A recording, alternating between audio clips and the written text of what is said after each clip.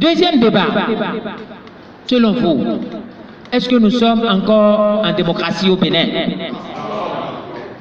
Alors, si nous ne sommes pas en démocratie au Bénin, nous sommes dans quoi? Nous sommes dans une dictature despotique, mafieuse, une dictature crapuleuse, tueuse. Et c'est inadmissible. Voilà un président qui vient au pouvoir et qui dit ceci. Il a fait une phrase, un discours, et nous n'avons pas fait attention à son discours. Dans l'histoire, très peu de dirigeants ont eu des discours de ce genre. Talon dit ceci, je l'ai dit à Sakété, je le dirai partout. C'est mon même discours, mais sous d'autres facettes que je vais faire partout. Talon dit ceci, dans les petits pays comme les nôtres, ce ne sont pas le bilan du président qui permet de le maintenir au pouvoir. Ce qui permet à un président de rester au pouvoir, ce n'est pas son bilan. Non. Et il dit, c'est la manière dont il tient tout le monde. Il soumet tout le monde. Et il cite les grands électeurs, les députés, les maires, les hommes d'affaires. Il cite à longueur de journée. C'est ça. Et le journaliste lui dit, mais je n'ai pas compris. Il dit, ne soyez pas sourds. Ne soyez pas sourds à ce que je dis. Si vous arrivez à mettre tout le monde sous vos pieds, vous avez beau être mauvais, vous serez réélu. Mais c'est une profession de foi grave. Et il a commencé. Il chasse les maires, on les fait démissionner. Vous avez vu comment on a fait démissionner les maires? Les hommes d'affaires, on les persécute. Point oui, point non. Vous avez vu? Les hommes politiques influents, on les pousse en exil. Point oui ou point non. Vous avez vu? Les partis politiques, on les a détruits tous. Tous les partis politiques sont détruits. Les partis qui existaient sont détruits. Les partis qui existent sont détruits. Et les partis qui viendront encore sont détruits avant d'être créés. Ce ne sont pas les partis politiques existants qui sont créés, qui sont détruits. Même les partis qui vont se créer d'eux-mêmes sont détruits. Et c'est ça la question. C'est ça la question. Et lorsqu'il a fait ça, ceux qui ont posé des questions pour dire, mais vous préparez les dossiers, vous préparez pour les élections, on n'est plus allé aux élections, ce n'est pas notre faute, c'est la faute à Patrice Talon. Regardez ce qu'il appelle le certificat de conformité. Créé, inventé par Djogbenou et lui. Puisque c'est Kalafia qui a dit que c'est inventé par la Cour constitutionnelle pour aider. C'est Kalafia l'a dit le 14 février 2019. C'est ça la question. Le processus électoral a été lancé par le décret de convocation du corps électoral en janvier, le 9 janvier 2019. La Sénat a sorti le processus de l'organisation du déroulement des élections le 22 janvier 2019. Nous sommes lancés en plein processus, mais le 1er février 2019, la Cour constitutionnelle arrête le processus, invente un document qui exclut tout le monde. Qui exclut. Ce n'est pas sérieux. Comment on peut dire, alors que le processus électoral est lancé, comment on peut dire que c'est le ministère de l'Intérieur qui va délivrer l'autorisation de prendre part aux élections, aux partis politiques qui veulent aller aux élections? C'est une tricherie. C'est de la triche. C'est illégal. C'est illégitime. C'est inconcevable. C'est ça ce qui s'est passé. Et c'est contre cela que nous sommes. C'est ça qui a été le détonateur de notre lutte. Et le certificat de conformité, comme je vous le dis, est le premier parrainage que Patrice Talon a opéré.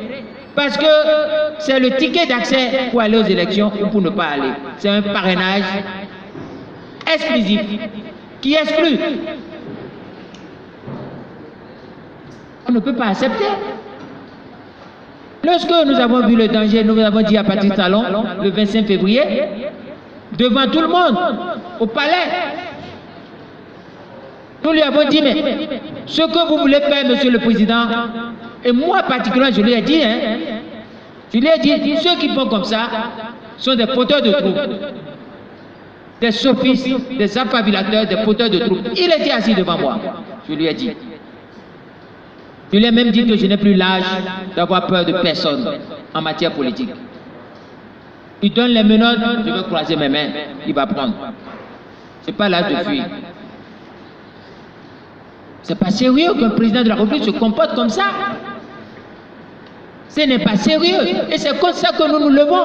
Ce n'est pas une querelle de personne. Enfin, vous avez vu la suite. Ils volent le Parlement, ils volent le pouvoir législatif. Et on crie, le peuple crie, il tire et tue. Il tue plusieurs personnes. Et ce qui est grave, et que nous avons vu qu'il y a de l'horreur, une dame, Prudence Amoussou, qui roulait dans son propre sang, avec des cris d'agonie. Et jusqu'aujourd'hui, personne ne veut en parler. C'est triste. On fait comme si c'est un fait divers qu'il faut classer. J'ai appris qu'il y a des médecins qui disent que c'est le paludisme. Donc le Kalachnikov devient paludisme. C'est pas sérieux. Et des juges de la République ont osé dire qu'ils ne savent pas ceux qui ont tiré. Alors vous tous, vous avez vu des scènes de guerre, les premiers deux à Cotonou. Des militaires qui sont sortis, qui ont tiré en pleine rue. Personne ne peut accepter cela. J'ai dit à Sakété que nous ne sommes pas des moutons ou des poulets de Patrice Talon ou du pouvoir.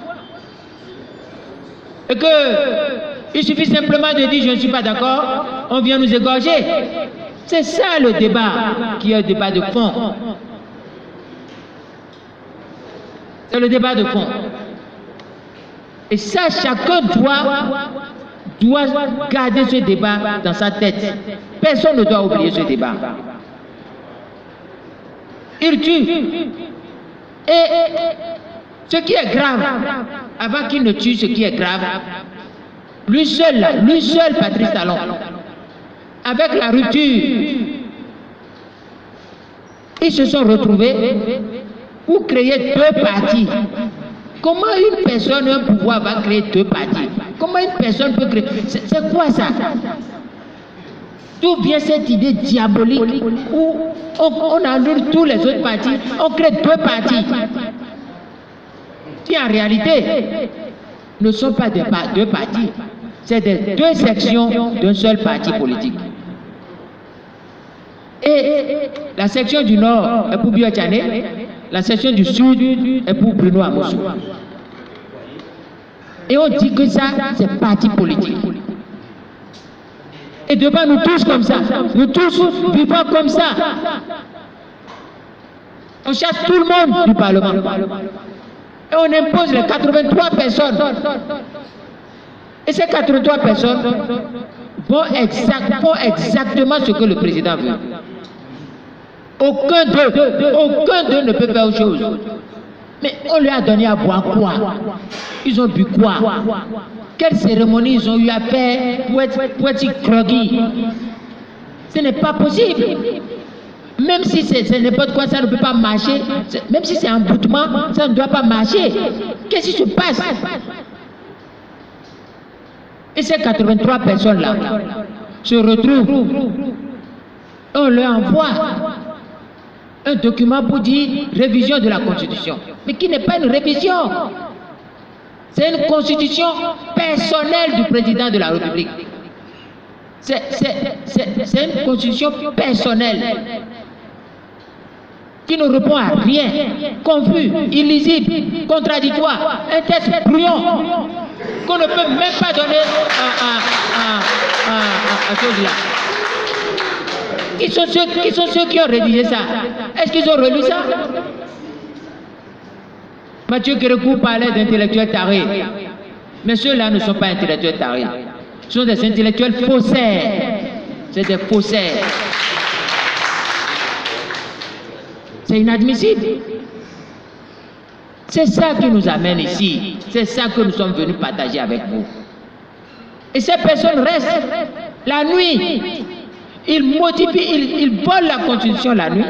Le matin, ils donnent ça à la Cour constitutionnelle. Dans la même journée, la Cour constitutionnelle dit que c'est bon. Mais la Cour était députée, la Cour a veillé avec eux. Mais c'est inadmissible. Au point même où tout est fini dans le pays. Il n'y a plus rien.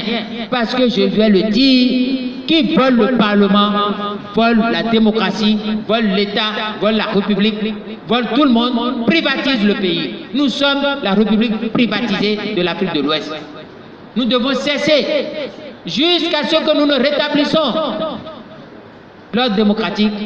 Notre République n'est plus République du Bénin, c'est la République privatisée du Golfe de Guinée. Et le dictateur qui est le président de cette République, vous le connaissez. Ce n'est pas possible.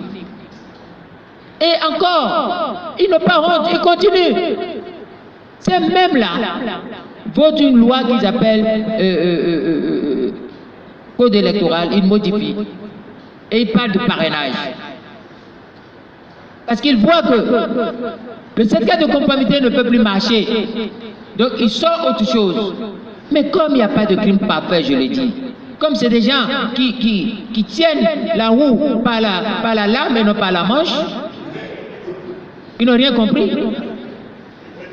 Ils parlent d'élection de maire.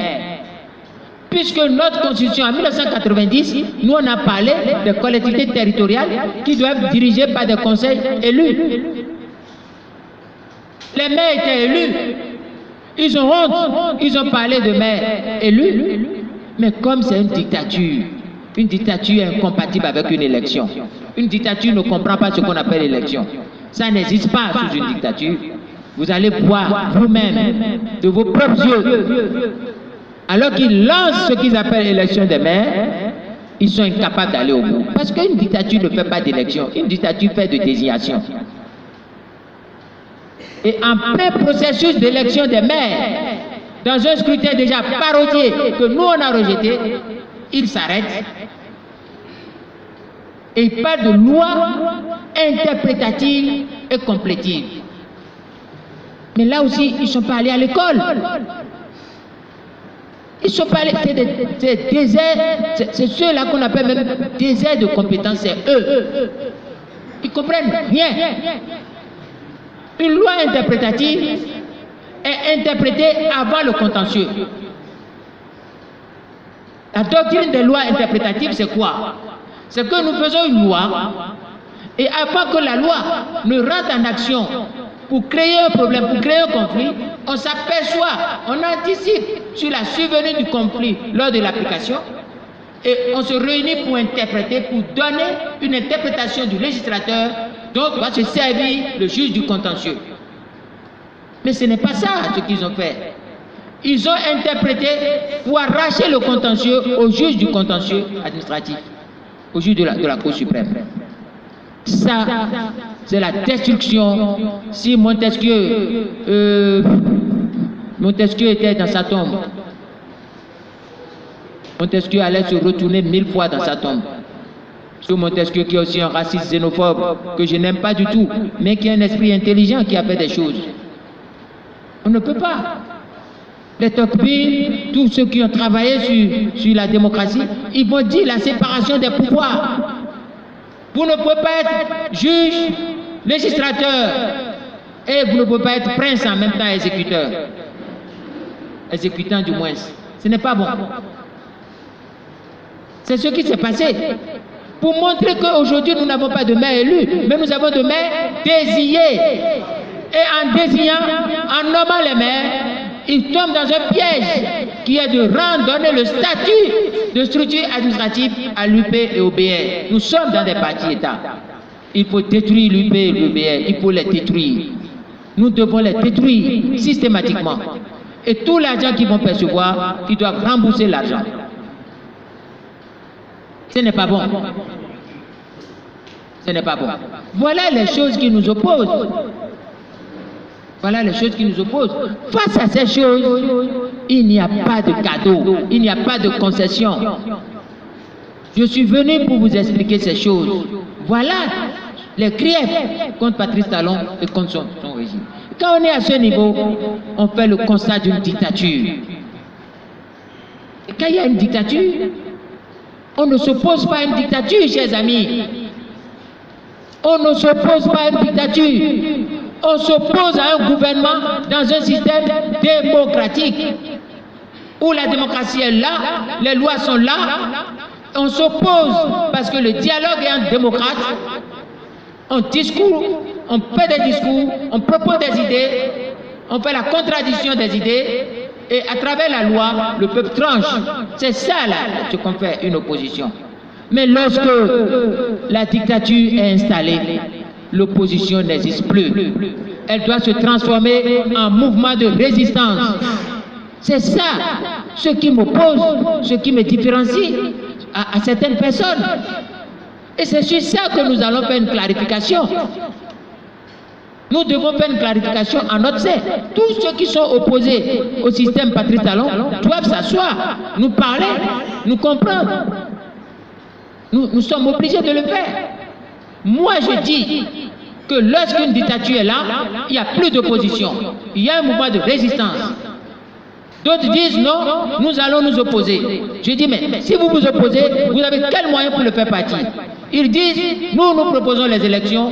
Pas les élections, nous allons faire partie Patrice Talon. Je dis, c'est du pipeau, vous ne pourrez pas. Et je demande pourquoi ils ne peuvent pas. Ils ne peuvent pas pourquoi. La liste électorale est dans les mains de Talon. La liste électorale est dans ses mains. C'est lui seul. Parce que la liste électorale est dans les mains d'une structure administrative. La NT, qui est sous le contrôle du gouvernement. Et dans le même temps, on parle de RAVIP, on parle d'identifiant personnel. Et vous-même, vous savez, j'avais dénoncé cette histoire de RAVIP déjà en 2017-2018. Et le RAVIP qui marche, qui ronge les prérogatives de l'INSAE. Parce qu'en matière de statistiques, seul l'INSAE est habilité. J'ai publié des articles là-dessus. Donc, nous n'avons aucune maîtrise sur la liste électorale. Deuxièmement, nous n'avons aucune maîtrise sur le COSLEPI, puisque la loi dit la liste électorale ne peut être manipulée que par le COSLEPI. Elle doit être manipulée sous la supervision du COSLEPI. Mais la même loi dit quoi? Le COS doit être paritaire. Non pas paritaire, mais sa direction doit être aussi paritaire. Autrement dit, mouvance, opposition doivent être présentes, représentées au sein du COS. Et la loi va plus loin. Si le président du COS est de la mouvance, le vice-président est de l'opposition. Si le président est de l'opposition, le vice-président est de la mouvance. C'est ça. Puisque l'arbitre doit être neutre. C'est cette notion de neutralité de l'arbitre électoral qui nous a poussé à faire cette loi. Mais aujourd'hui, qu'est-ce qu'ils font?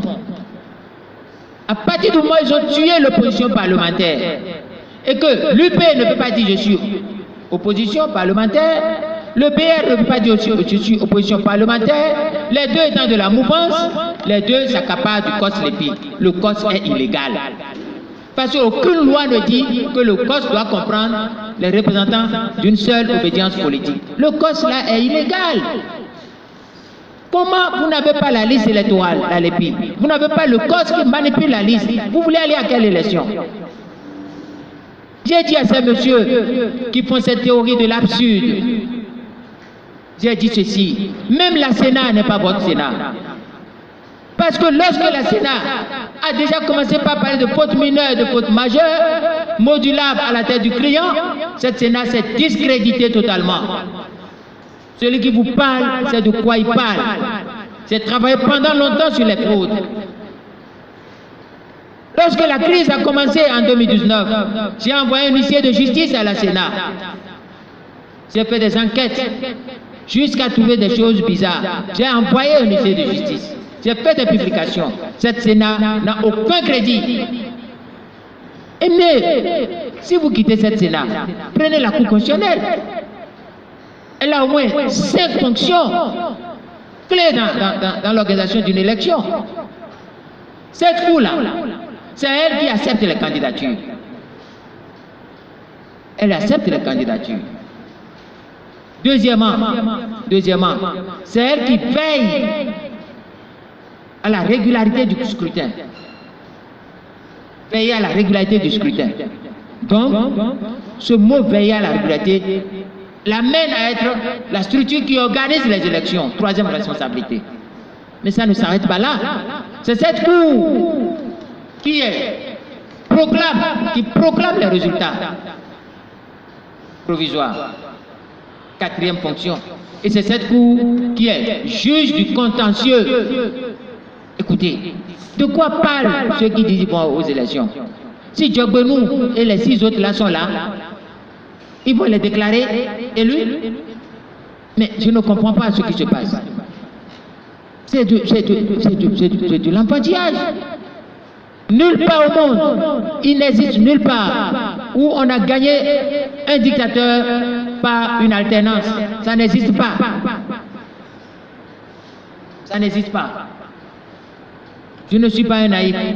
Tous ceux qui disent qu'ils iront aux élections dans les conditions actuelles ont 3 types d'esprit.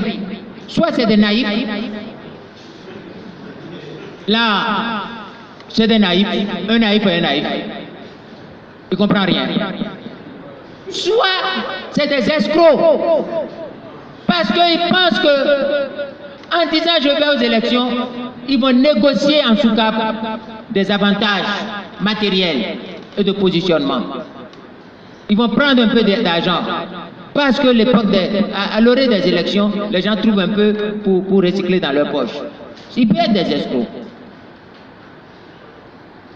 Enfin, ils peuvent être les complices. Ils peuvent être les complices pour servir de faire valoir à une dictature. Parce que la dictature a besoin de faire valoir. Comment une résistance, vous dites vous êtes dedans, et que cette résistance a dit c'est une dictature, et vous trouvez les moyens d'aller compétir, d'aller candidater, d'aller à une élection avec un dictateur. On ne candidate pas contre un dictateur. Et c'est ça le problème majeur qui nous oppose. Et c'est des problèmes de clarification. Même ceux qui laissent le portable, tout ça, ça ne gêne personne. Ils n'ont qu'à continuer. Je suis enseignant, je peux continuer mon propos. Donc, ce n'est pas bon. On ne peut jamais parler, on ne peut jamais dire qu'on va aux élections dans ces conditions. C'est du faux. Tous ceux qui disent ça, vous allez voir leur sort. Ils vous mentent, ils ne vous disent pas la vérité. La démocratie est une essence qui a des présupposés. Parmi ces présupposés, il y a le parti, l'alternance, l'opposition. Mais le parti, l'opposition, l'alternance, l'élection, la liberté ne sont pas des présupposés, des thèmes, des notions compatibles avec la dictature. Or, vous avez vu que c'est une dictature. C'est ça l'incongruité, l'inconséquence qu'il convient de clarifier. Premier point. Deuxième point. Le rôle d'une résistance, ce n'est pas l'examen des ambitions personnelles. La résistance ne peut pas être une instance où Pierre-Paul vienne vous dire j'ai des ambitions pour être président. Ça fait le problème. On parle de dictature, vous parlez d'ambition personnelle. C'est quoi ça? Ça n'a pas de commune mesure. La résistance n'est pas un comité de sélection de candidature. Ce n'est pas un comité d'examen de projet de société. Ce n'est pas un comité de soutien de candidature. Ce n'est pas un comité électoral, la résistance. Et sur ces questions, il est normal que nous dégagions une clarification. C'est ça le discours que je mène. C'est ça le combat que je fais. Je vais dire et m'appuyer sur 2 auteurs. Je n'aime pas trop parce que je ne suis pas dans une salle de classe. Mais Il y a quelqu'un que j'aime beaucoup, Ralph Waldo Emerson, qui dit ceci: toute révolution est d'abord une révolution dans la pensée d'un homme. Une révolution est d'abord une révolution dans la pensée, dans l'esprit d'un homme. Et il y a un autre que j'aime beaucoup, que j'ai cité, Léon Tolstoï, qui dit ceci: il n'y a qu'une seule révolution permanente, c'est la révolution morale. Et la révolution morale doit être pure, propre, courageuse. Et c'est ça que je dis. Il n'y a aucun problème au sein de la résistance nationale. Aucun. Il y a un problème au sein de l'opposition. Il y a un problème entre des gens qui se disaient résistants, qui sont sortis de la résistance, qui ont eu des comportements bizarres, qui s'appellent opposition et qui ne font aucune déclaration pour revenir à la résistance. Et oui, je veux vous envoyer en mission, la résistance veut vous envoyer en mission. Nous devons avoir un discours clair, je l'ai dit au départ. Il ne peut pas y avoir de confusion dans votre tête. Vous devez savoir ce que vous allez faire. Pas de confusion dans votre tête. Chers amis, quel problème la résistance a? Aucun. L'objet de la résistance, vous demandez, monsieur, oui, notre objet, c'est le rétablissement de la démocratie et de l'état de droit. C'est tout notre objet. Et pour y parvenir, il faut enlever la rupture à travers ces hommes, ces structures et l'idéologie de la rue, de la rage, et de la raille, et de vol et de pillage. C'est ça ce que nous voulons faire. Nous appelons à une révolution totale et sans concession. Nous appelons à une protestation totale et sans concession contre un ordre dictatorial qui a mis en péril l'ordre démocratique de 1990. Et vous prenez la Constitution de 90, chers amis. Nulle part vous ne verrez ce que Talon est en train de faire. Nulle part. Le pouvoir personnel est interdit. L'exclusion est interdite. Le pouvoir, la souveraineté appartient au peuple. Aucune section, aucune fraction, aucun groupe de partis ne peut s'en approprier. C'est dans notre Constitution. Nous sommes une république consensuelle. C'est ça ce que nous sommes allés faire à la conférence nationale. J'étais dans cette conférence. J'étais délégué. Ceux qui font ça aujourd'hui, ils comprennent rien. Et nous n'avons de cadeau à faire à personne là-dessus. C'est ça ce que vous devez savoir, une fois pour toutes. L'objet de la résistance nationale, c'est le rétablissement de la démocratie, la réhabilitation de l'état de droit. Nous devons renouer avec la dignité et la liberté. Nous devons préserver et reconstituer les acquis de la conférence nationale. Nous devons nous réconcilier. Mais avant tout, Talon a tué. L'armée a tiré et tué. Oui, il donne des arguments où les gens disent que oui, parce que les chasseurs sont venus. Mais les chasseurs, si les chasseurs, quelques gens étaient à Kadiaou, je ne sais pas. Mais quand il parle l'argument des chasseurs à Kadiaou, est-ce qu'il y a des chasseurs à Kandi? Il n'y avait aucun chasseur à Kandi. Mais pourquoi on a tué le jeune Jayan Kandi Sounan? Un jeune de 19 ans, qui est un ouvrier, qui faisait déjà des objets d'art. On l'a tué. On ne peut pas accepter. Vous êtes jeune, vous êtes mère, vous êtes père. Vous ne pouvez pas accepter que quelqu'un qui tue un jeune vienne vous voir pour dire faire asphaltage. C'est quoi l'asphaltage? Ce n'est pas le goudron que Hubert Maga a commencé depuis 1960. Ce ne sont pas les pavages que Nicephore Soglo a fait en 90 et 96. Est-ce que ce n'est pas les mêmes goudrons faits par Yahi Boni? C'est quoi l'asphaltage? Et à quel prix? C'est quoi ça? Donc au nom de ça, on va tuer? Torturer, chasser? C'est pas sérieux. Voilà l'objet de la résistance nationale. Vous comprenez notre objet. Notre objet n'est pas un poste, quelqu'un qui dit, Monsieur Azanaï, vous devez être candidat. Non, je ne suis pas entré en politique pour moi-même. Écoutez, si j'étais en politique pour moi-même, il y a longtemps, je serais président de la République. Vous savez que j'ai les capacités, j'ai les moyens, j'ai l'intelligence, j'ai le parcours, j'ai la culture, je ne suis pas déjà de compétences. Je ne veux pas confondre dictature et démocratie. Moi, non. C'est clair. C'est clair. Mais ce n'est pas moi, ça n'a jamais été moi. C'est le peuple. C'est les jeunes que j'ai vu tomber en 1990. C'est ce que je venais vous dire. J'ai vu des jeunes tomber. J'ai aussi des séquelles de la lutte. Je n'aime pas montrer. Je sais ce qu'est un dictateur. Voilà l'objet de la résistance. Vous posez une autre question.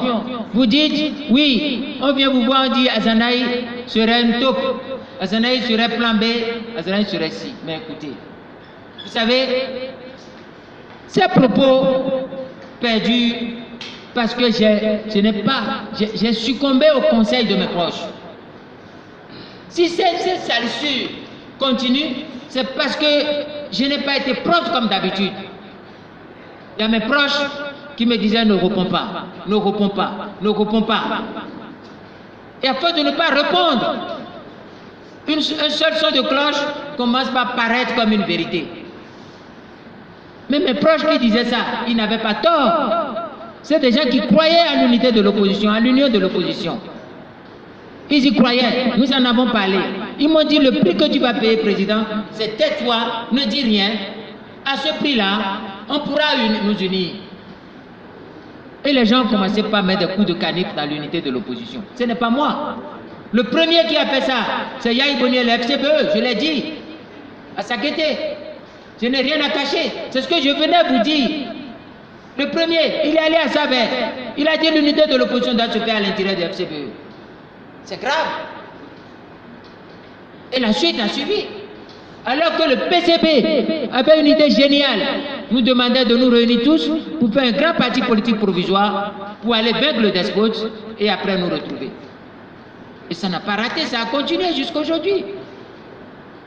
J'ai été victime, chers amis, victime des cabales, des gens inconscients, je vous le dis, inconscients, inexpérimentés, jaloux, complexés.